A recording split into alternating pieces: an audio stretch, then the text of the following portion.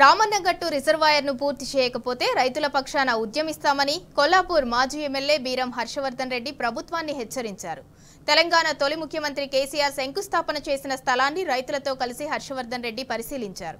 BRS ప్రభుత్వం ఉంటే ఇప్పటి వరకు రిజర్వాయర్ పనులు పూర్తి చేసేవాళ్లమని తెలిపారు. కాంగ్రెస్ ప్రభుత్వంలోని పెద్దలు జీవో కాపీ రాలేదని అబద్దాలు ప్రచారం చేస్తూ కాలయాపన చేస్తున్నారని మండిపడ్డారు.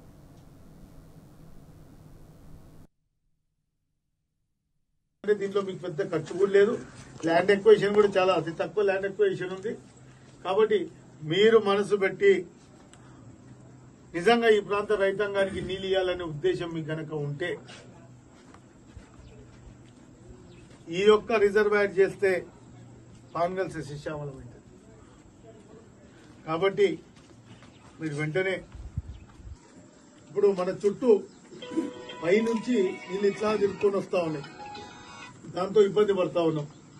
మనకు పక్కలున్న గ్రామాలకు వనపర్తి నియోజకవర్గ రైతాంగం మధ్య కూడా ప్రతిసారి ఏదో ఒక సమస్య, ప్రతిసారి రెండు నియోజకవర్గాల రైతాంగం మధ్య కూడా చాలా చిన్న చిన్న అపోహలు వీటితో ఇక్కడ రెండు పక్కల రైతాంగం నీటి కోసం చాలా ఇబ్బంది పడతా ఉన్నాం.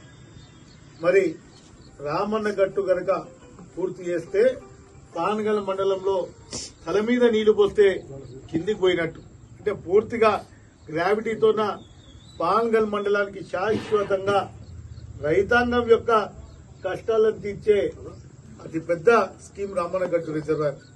కాబట్టి నేను ప్రభుత్వాన్ని డిమాండ్ చేస్తా ఉన్నా. మన స్థానికంగా ప్రాతినిధ్యం వస్తున్నటువంటి మంత్రి గారు కూడా బాధ్యత ఉంది. ప్రభుత్వాన్ని డిమాండ్ చేస్తా ఉన్నాం. మేము ఖచ్చితంగా రామన్నగట్టు రిజర్వాయర్ ను వెంటనే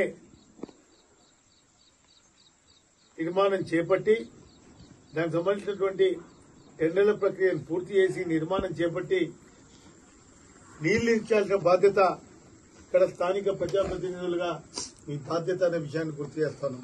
కాబట్టి ఖచ్చితంగా మీరు వీటిని పూర్తి చేయాలి. ప్రభుత్వం కనుక నిర్లక్ష్యం చేస్తే ఖచ్చితంగా పాన్గల్ మండలంలో ఉన్న రైతాంగం తరఫున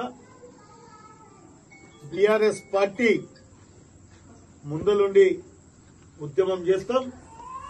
రామన్నగట్టు నిర్మాణం చేపట్టి పూర్తి చేసేదాకా వదిలిపెట్టమని కూడా మేము ఈ సందర్భంగా చెప్తా ఉన్నాం.